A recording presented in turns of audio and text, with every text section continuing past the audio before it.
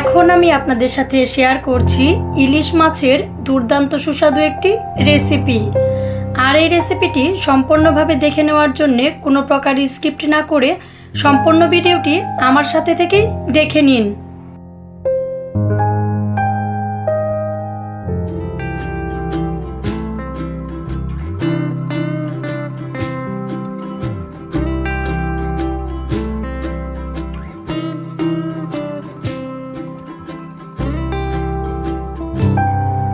ইলিশ মাছের এই রেসিপিটি করে নেওয়ার জন্য আমি 6 পিস ইলিশ মাছ নিয়েছি।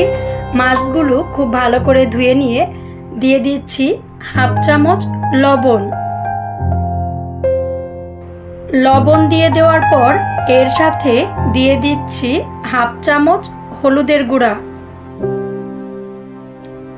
হাফ চামচ দিয়ে দিচ্ছি শুকনা মরিচের গুঁড়া। সব কিছু দিয়ে দেওয়ার পর হাতের সাহায্যে বেশ অনেকটা সময় নিয়ে খুব ভালো করে মিশিয়ে নিচ্ছি। খুব ভালো করে মিশিয়ে নেওয়ার পর রেস্টে রেখে দিচ্ছি 30 মিনিটের জন্যে।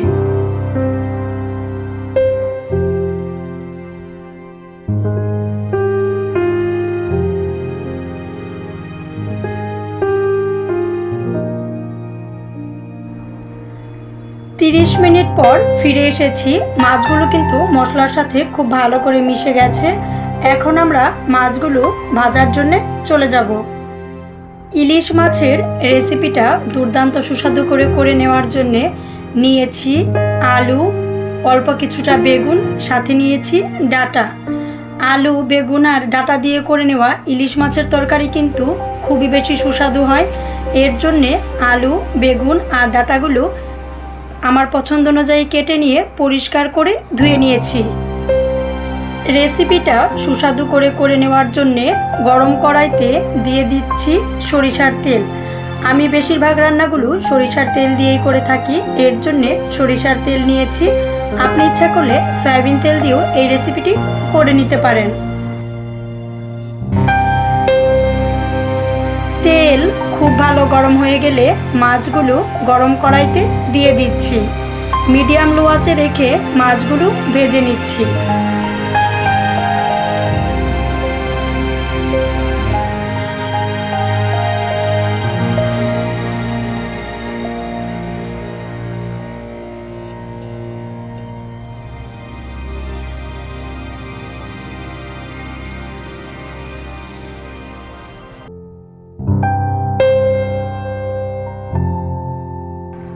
একটা পাশ হয়ে গেলে আলতো হাতে মাছগুলো উল্টিয়ে নিচ্ছি।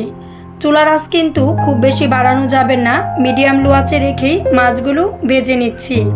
মাছ ভাজি করার সময় চুলার আঁচ খুব বেশি বাড়িয়ে দিলে একটা পাশ খুব বেশি হয়ে যায়, ভিতর দিকে কিন্তু মাছগুলো খুব ভালো করে ভাজা হয় না। এর জন্যে মিডিয়াম লো আঁচে রেখেই মাছগুলো ভালো করে ভেজে নিচ্ছি।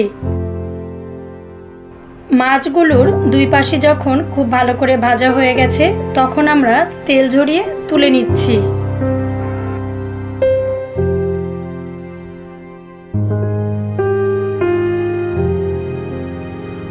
মাছগুলো ভেজে নেওয়ার পর ভেজে নেওয়া মাছের তেলে দিয়ে দিচ্ছি 2টি শুকনা মরিচ।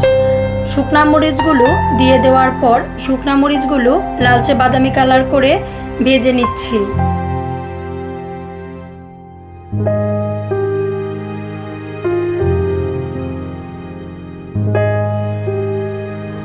শুকনা মরিচগুলো খুব ভালো করে ভেজে নেওয়ার পর দিয়ে দিচ্ছি তেজপাতা। শুকনা মরিচ, তেজপাতাগুলো কিছু টাইম ভেজে নেওয়ার পর অল্প পরিমাণে দিয়ে দিচ্ছি জিরা দিয়ে দেওয়ার পর ফালি করে রাখা আলুগুলো দিয়ে দিচ্ছি। মিডিয়াম লো আঁচে রেখে আলুগুলো খুব ভালো করে ভেজে নিচ্ছি। চুলার আঁচটা কিন্তু বাড়ানো যাবে না, মিডিয়াম লো আঁচে রেখেই আলুগুলো খুব ভালো করে ভেজে নিতে হবে। টেস্ট অনুযায়ী দিয়ে দিচ্ছি লবণ।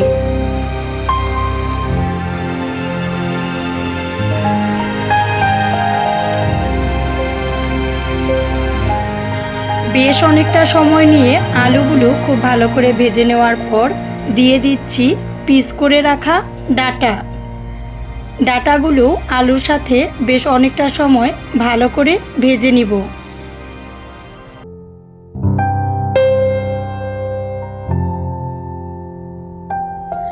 বেশ অনেকটা সময় ভালো করে ভেজে নেওয়ার পর দিয়ে দিচ্ছি পিস করে নেওয়া বেগুন। বেগুনগুলো দিয়ে দিয়েও চুলার আঁচটা একই রকম রেখে বেশ অনেকটা সময় খুব ভালো করে ভেজে নিচ্ছি। সবজিগুলো খুব ভালো করে ভেজে নিলে তরকারির টেস্টটা খুব বেশি ভালো হয়। এর জন্যে মিডিয়াম লো আঁচে রেখে সবজিগুলো খুব ভালো করে ভেজে নিচ্ছি।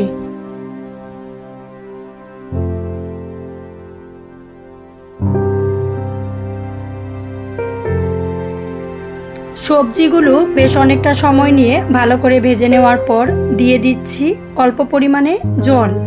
জলটা দিয়ে নিচ্ছি শুকনো মশলাগুলো দিয়ে নিব কষিয়ে নেওয়ার জন্যে। এর আগে জলটা দিয়ে নিচ্ছি, তাহলে শুকনো মশলাগুলো পুড়ে যাবে না। এর জন্যে জলটা আমি আগেই দিয়ে নিচ্ছি। 1 চামচ দিয়ে দিচ্ছি হলুদের গুঁড়া, 1 চামচ দিয়ে দিচ্ছি শুকনা মরিচের গুঁড়া। মরিচটা আপনি আপনার টেস্ট অনুযায়ী দিয়ে নেবেন। আমি 1 চামচ দিয়ে নিয়েছি, আমি আমার টেস্ট অনুযায়ী শুকনা মরিচটা দিয়ে নিয়েছি। দিয়ে দিচ্ছি 1 চামচ ধনিয়ার গুঁড়া,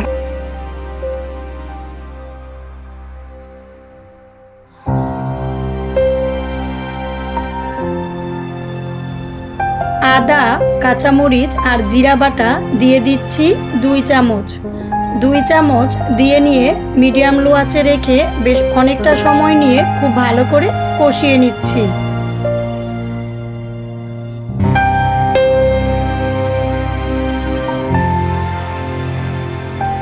মিডিয়াম লো আঁচে রেখে বেশ অনেকটা সময় নিয়ে খুব ভালো করে কষিয়ে নেওয়ার পর ঠিক যখন এরকম মশলার গায়ে তেল ছেড়ে দিয়েছে, খুব ভালো করে কষিয়ে নেওয়া শেষ, তখন দিয়ে দিচ্ছি জল।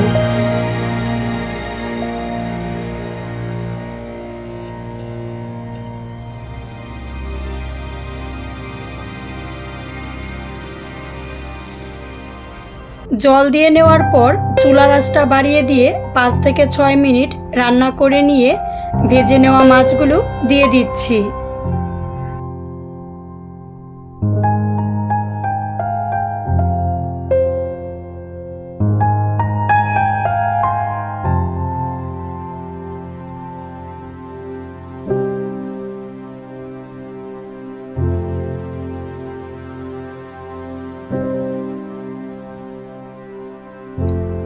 মাছ দিয়ে দেওয়ার পর চুলার আঁচটা কমিয়ে নিয়ে 1-1.5 মিনিট রান্না করে নিয়ে একটি ঢাকনা দিয়ে ঢেকে দিচ্ছি।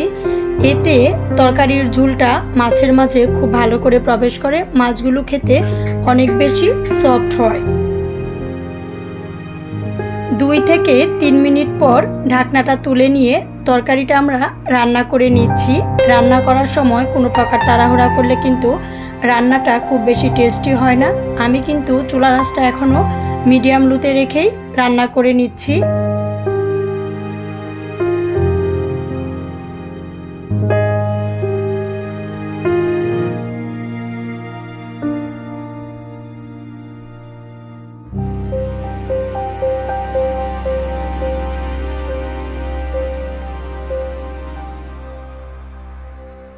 আমাদের কিন্তু রান্নাটা কমপ্লিট হয়ে গেছে, সার্ভ করার জন্য বলে নিয়ে নিচ্ছি।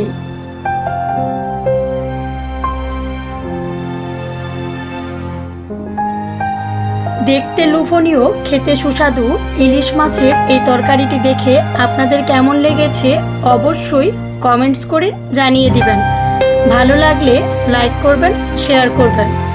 আমাদের চ্যানেলের ভিডিওগুলো দেখে ভালো লাগলে অবশ্যই সাবস্ক্রাইব করে আমাদের চ্যানেলের সাথেই থাকবেন।